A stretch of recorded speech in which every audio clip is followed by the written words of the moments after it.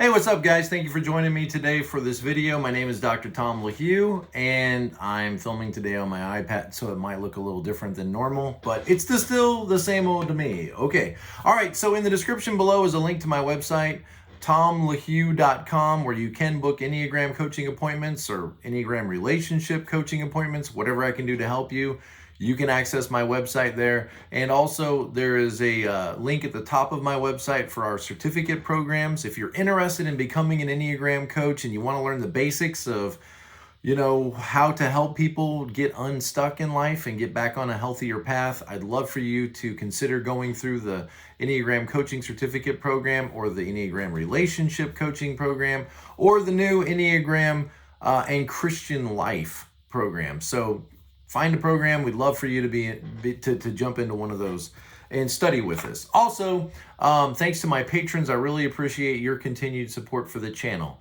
Today, I want to talk to you about this word enough and when is enough enough. Now, this is a subject that is very dear to my heart as a 7. And when I realized and learned that the sin of the 7 is gluttony, at first that didn't make sense to me. But then as I began to really sit with that and think about it, I saw many places in my life where gluttony has been an issue or gluttony has been a problem. And so I want to talk to you about that perspective, but I want to expand your thinking a little bit and take this idea of when is enough enough, or you might say enoughism. When is enough enough for each of us? It's not just a problem for 7s, okay?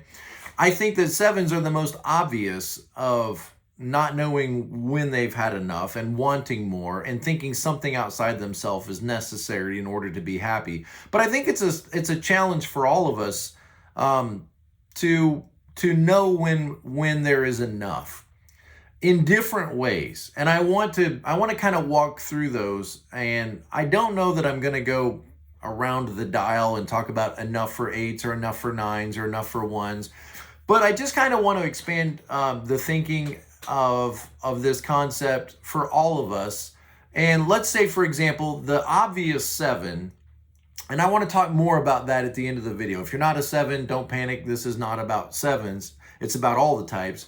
But I want to focus in on my own struggle with enough at the end of this video, or the last half of this video. The first half, I just want to talk about how enough is a problem for all of us. Wanting something more, wanting something different, wanting things to work out differently than they have. I think that's an issue for all of us. Like, for example, let's take the 1, for example, who wants things to be perfect. Okay, well, when is good enough good enough? I mean, what if things can't be perfect? What if the other people in your life thwart that goal and you never get to perfect? Can you be content with you did your best? Can you be content with not everybody showed up for the workday, but enough people did that we were able to get the job done? Why do I still feel frustrated and upset with those that didn't? We could have had 30 people here helping, and instead we only had 7 of us. It's not like the old days. So, yeah, but did we have enough? Did you do the best you could do? Did you do good enough? Most people tend to be satisfied with, I got it done, or I mostly got it done, or a lot of people came. Why does it have to be, perfect? Why does my standard have to be so rigid and so high that even though it's good enough, it's not really good enough? Or think about the 4, for example, that might feel like the event that they went to, or the party that they threw, or the environment that they're surrounded by, or the relationship that they're in, or the home that they live in. It's just not enough. Something's missing. Something's not, making this experience all that it should be. Yes, you proposed, but you didn't get down on your knee. Or yes, we had a great time, but it ended too soon. Or I just want you to see that it's not just a problem for 7s. What about the 9, for example? Or even the 5. I mean, I'm thinking about this idea of like, when do you know enough that you are ready to take action. You know, being content is great, but maybe you've gotten too content with your contentment. Maybe you need to be a little more discontent with how content you are. Like, it frustrates me that I don't care. It frustrates me that I'm okay with the way things are. It frustrates me that I don't feel that drive for more or that push for more. And I'm getting discontent with how content I've been in life. Where a 7 might need to really learn to become content, or maybe a 1 with content with how well it was done. You know, there's a few other types that might need to learn to become a little more discontent and get engaged with life. Or let's say it this way: when will you know enough that you're ready to take action? Like the 6s, for example. When will you feel like you're supported enough? When will you feel like you have enough information that, well, I know enough that I know something needs to change, something needs to be done, I need to take action? Oh, well, you know, maybe I just need to get a little more information. Maybe I should ask one more person what they think. Maybe I should just wait a little bit longer and see what happens and see how things turn out. Maybe you shouldn't. Maybe you've waited long enough, and now the waiting needs to stop and action needs to start.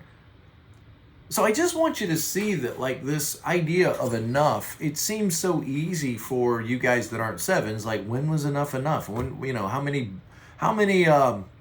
mountain bikes do you need? You can only ride one at a time. How many electric guitars do you need? You can only play one at a time. Oh my goodness, the 7, it's never enough.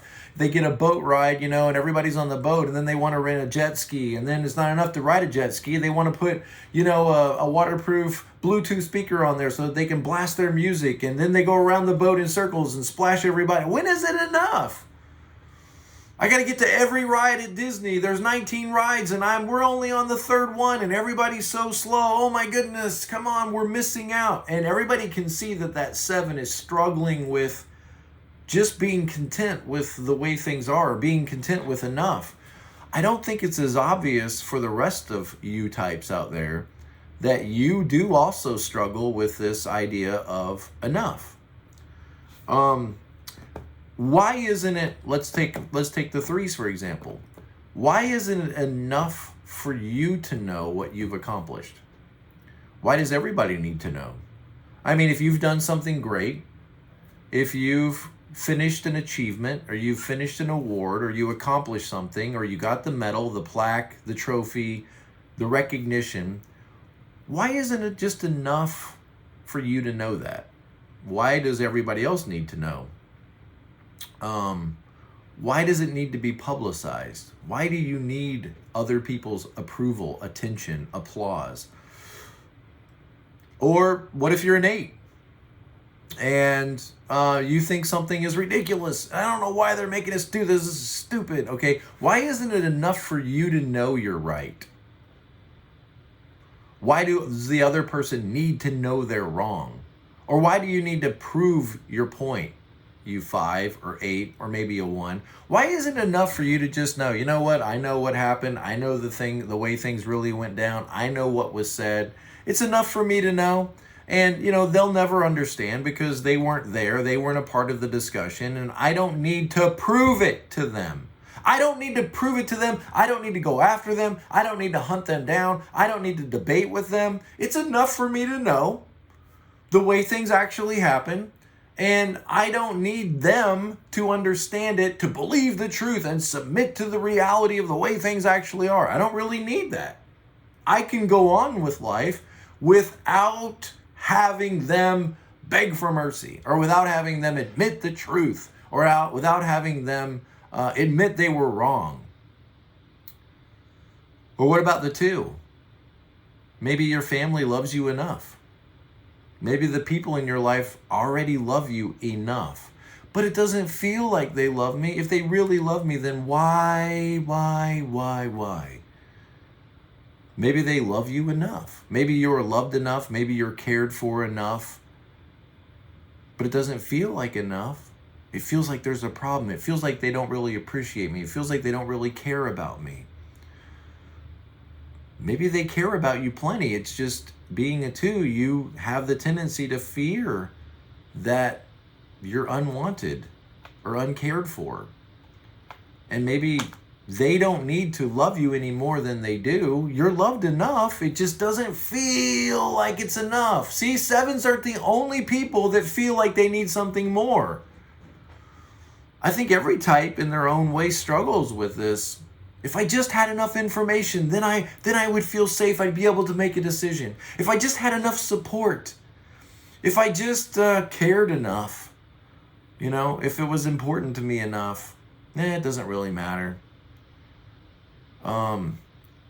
So I think all of us, might have problems.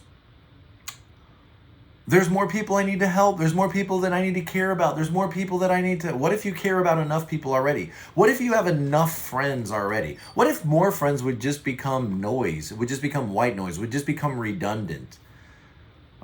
Maybe you have enough connections, enough relationships. Maybe we're communicating enough. Maybe we don't need to investigate anymore how we feel down deep within our souls. You must have some opinion about this. You must want to know yourself. You must want to dig in and really understand who you are. Now, I'm pretty good with who I am right now. I feel like I know enough. Why do we want to dig any deeper into the core of our souls? We're just going to end up fighting. We're just going to end up conflict. Maybe we've examined ourselves enough. Maybe we've evaluated our environment enough. Maybe we own enough. Maybe we have enough support. Maybe we've done well enough. Maybe we could just relax. Maybe we could rest. There's the key word, right? Why can't we rest? Because if we had enough, we could just rest. We could just go, okay, whoo, that was difficult, but we got it done, and now we can rest. Or I've been thinking about this, I've been worried about it, I've been anxious about it, but I feel like I've got enough information, I can make a decision, and now I'm going to make a decision, and I can rest now. I think all of us, to some degree or another, have problems with when is enough enough. Think about enough, that word enough, right? Wanting and needing are two different things. We all know this, right? I want something, but do I really need it? I want it, do I need it? When you have what you need, you have enough. You need food, water, shelter, clothing, friendships, relationships, love, something to do, something to look forward to, someone to love. And when you have all of those basic needs covered, and you're doing something important with your life and you feel valuable about that, you're self-actualized, let's say it that way. When you have everything you need, you have enough. Now, anything beyond that is a want. I have lunch, that's what I need.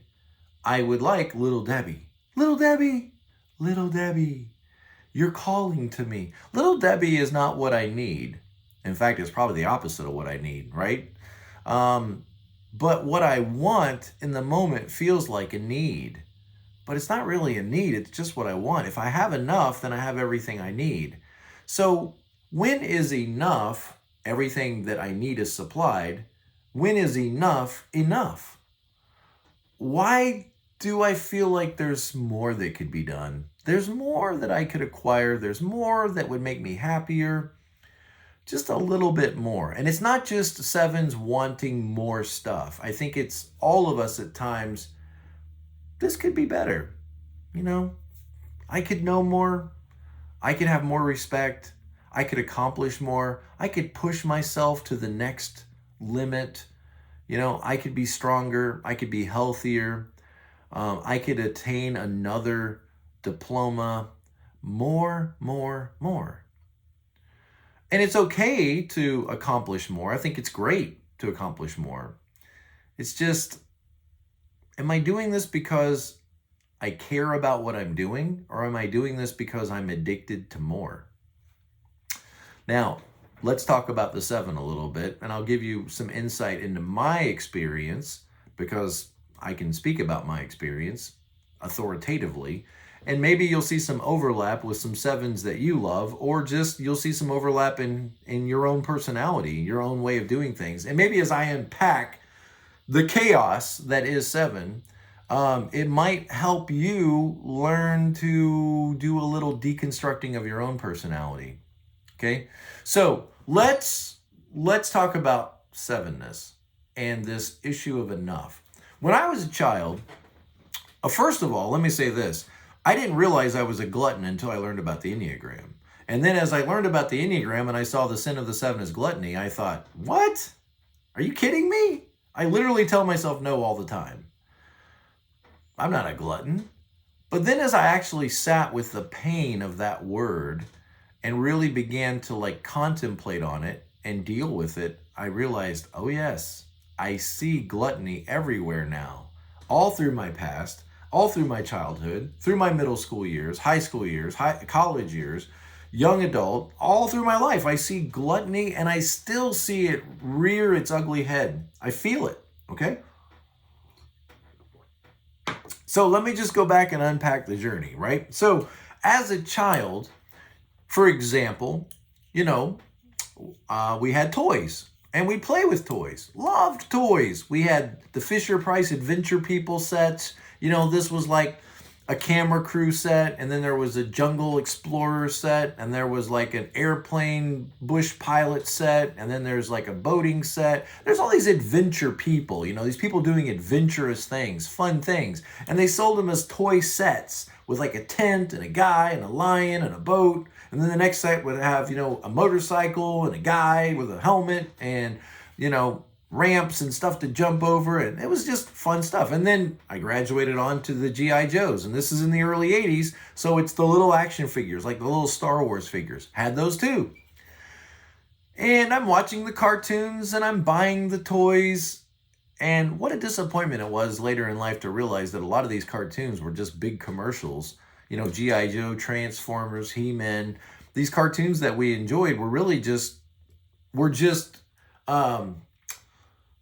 places where they could introduce new characters and new tanks and new vehicles that you needed to rush down to the Play World or to Toys R Us, and you needed to buy this item so that you could finish out your set. And as a 7, man, I felt that. Like, how can sure, G.I. Joes are fun, but how can I play with them when I don't have Snake Eyes? I got to go get Snake Eyes. I got to go get Sergeant Rock. I'm missing the all-terrain vehicle.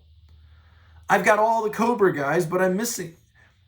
As a 7, as a child, let me look at the catalog. Let me look at the catalog. Let me look at the flyer. Let me look at all the stuff I'm missing. And all of the attention goes to the ones I'm missing, and we need to go get that.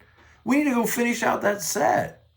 You know, how can we play with these toys that we have when we don't have all the ones that are in this catalog?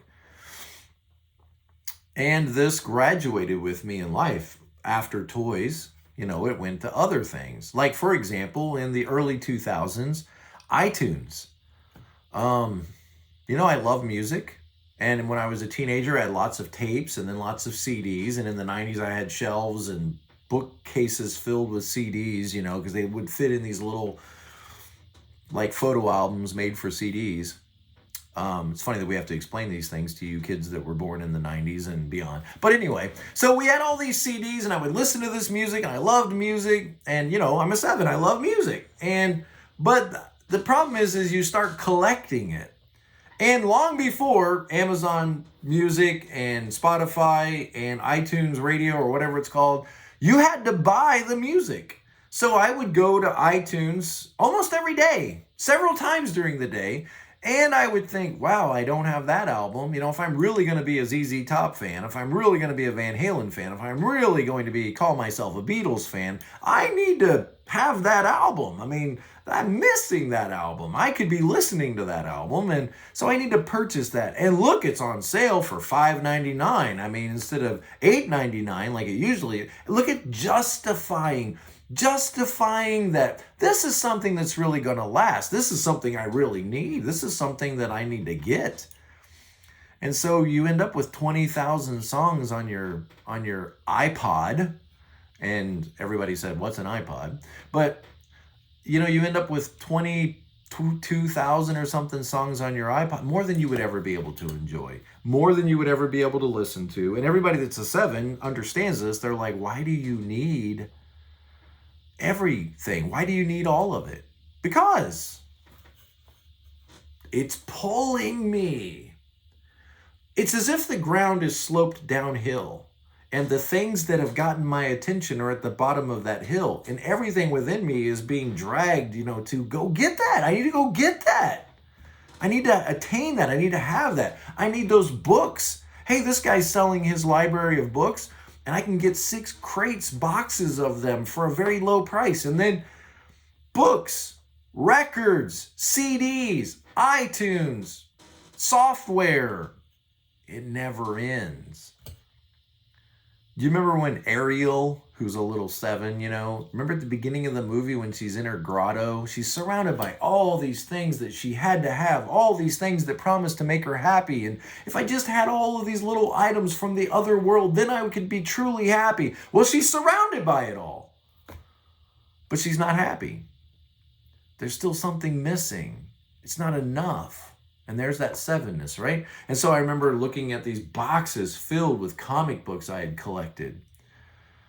Boxes filled with stamp collections. Boxes filled with CDs and with records. And I had records for a while. And not only was it enough to have them on iTunes, it'd be cool to get vintage records. And I need to go and collect all these records and get all. And what you start to realize is, I don't care about any of this stuff. I care about the adventure. I care about going out and acquiring it. Because when you have comic books and you have series, you have 101, 102, 103, 105. Wait, where's 104? I don't have 104. I need to go figure out where's 104. I need to go across town to the comic book store. Do you guys have 104? You don't have it? Okay, I'm going to go across to another city for a $3 comic book because I'm missing that one. I'm missing it. And see, you start to realize it's not the comic book you're missing. You might look about it in this way. If I wasn't rushing around collecting things, getting stuff, acquiring things, going on adventures, what would I be doing? I guess I'd be sitting here being bored, and that feels terrible. I can't sit here and be bored. 7 is a fear type, fear of missing out, fear of boredom. What would I be doing if I wasn't going after this thing that I need? If I wasn't learning and doing research on mountain bikes and what's the best kind of mountain bike? And I need to go to the store and I need to check them out and look at all the different details about mountain bikes or coffee. Insert the item. It doesn't matter. It's not about the item. It's about the process. We are addicted to the acquiring, to the excitement of it all. And then we look around one day like Ariel at the grotto and we're like, I don't even care about this stuff. Like, comic books, really? How did I get all this? I've got a wall filled with them. Sell them on eBay, get rid of them. Because it was never about the items. It was about what would I be doing if I wasn't doing this? I'd be sitting here doing nothing. I'd be bored. I would go crazy. I would fall into a pit of darkness, of outer darkness, of bleakness. And so I need something outside of myself. And for right now, the focus of the attention is comic books. When I was a teenager, my mom would give me lunch money to go to school, on Monday. And it wasn't much. It was like $12 or something for the whole week. I mean, it's school lunches. They don't cost that much. Monday morning, before school starts, there was a gas station next to the school. And the gas station had surfing magazines and skateboard magazines and rock and roll magazines. Metal Edge, yeah! Now, I didn't really want to read these things. I'm a 7. I didn't really want to read these things as a teenager, but buying them felt fantastic. Buying them and cutting out the pictures and putting pictures of surfing and skating and Ozzy and Van Halen on my walls and Kiss. Man, that was something. You can justify this. Lunches, where do lunches go? You eat them and then they're gone. What's the point of that? It's Monday morning. Magazines, now that's something that lasts. That's something that you can keep. Why would you spend your money on something that you need when there's something right here I want? Why would I save my money for something as boring and as dull as a lunch that at the end of the week it's gone. But the magazine, that's something that lasts. And sevens are great at rationalizing what they want as though it's the best idea, the best value, or something that's really going to last. Or it's for the kids. I mean, after all, it's for the kids. And so, we need to get the passes for the theme park because it's for the kids, for them, And so we rationalize what we want. What we don't realize is the ground is tipped this way. So we almost can't help ourselves. We're an assertive type, meaning we go after what we want. We have to tell ourselves, do I really need this? Do I need this? Ooh, that is so painful. Why do I feel like I want this? What is it I'm really after? Maybe peace and rest. Because if I get that thing, then I don't have to stress out about not having it anymore, and I can rest for a second. What is it I really want? I think I have to tell myself, this one's a hard one. Okay, I have to tell myself, hey, Tom, I have to have conversations with myself. As you get deeper and deeper into this and you start deconstructing your personality, you might start to find yourself having conversations with yourself. Okay, just a warning.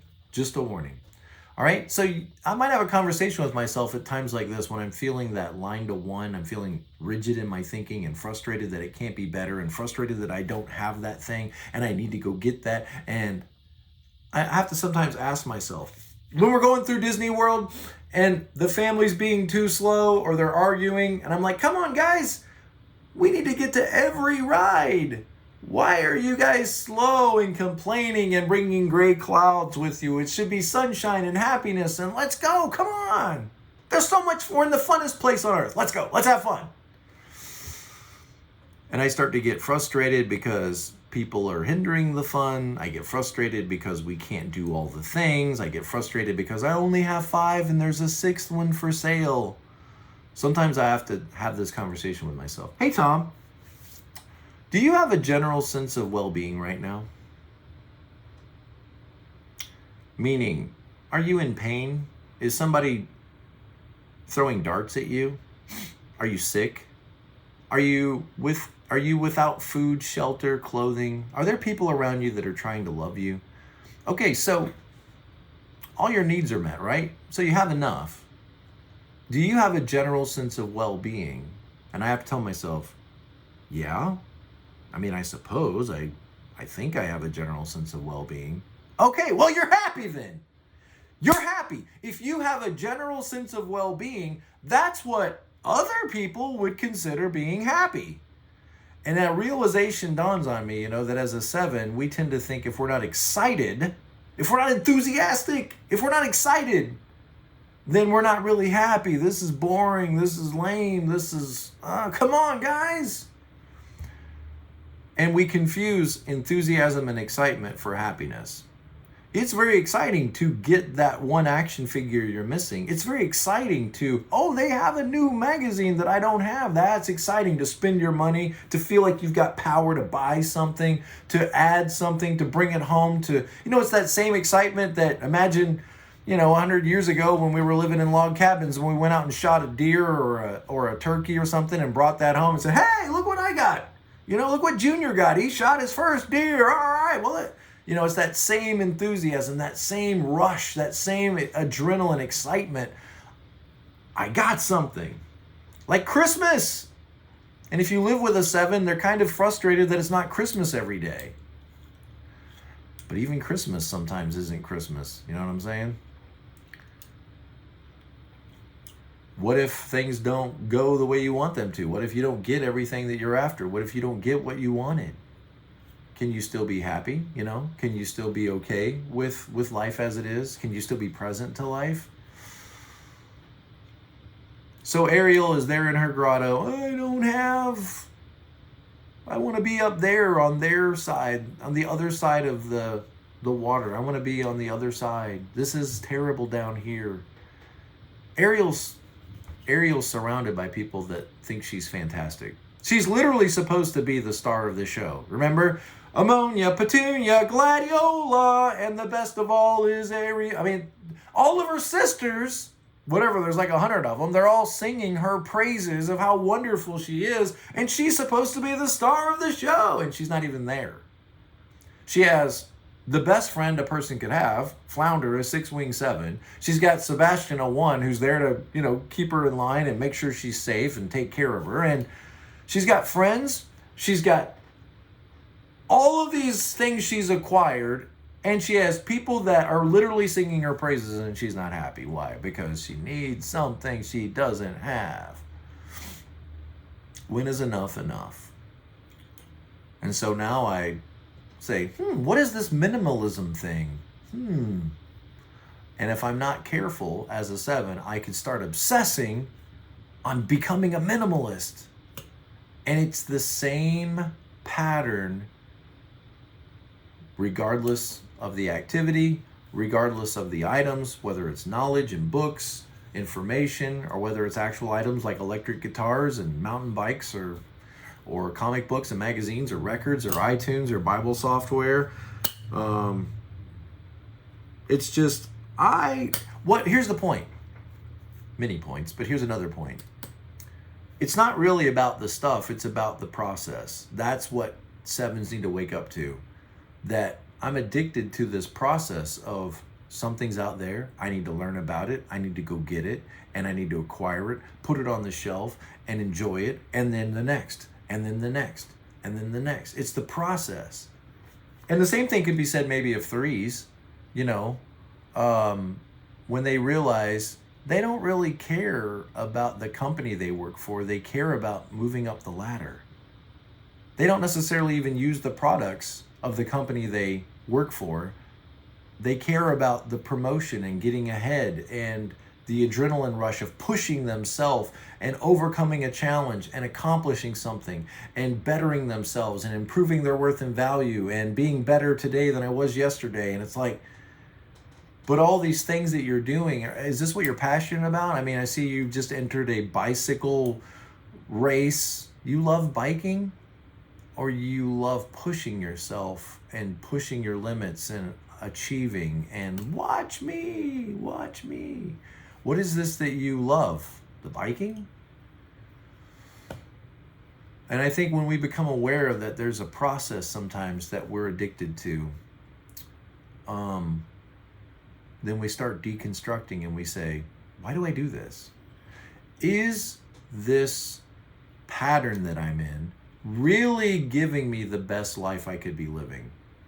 Or is it sometimes getting in the way of that goal and confounding my life with stuff that is just jamming up? Am I using my resources, money, time, energy for things that don't really satisfy?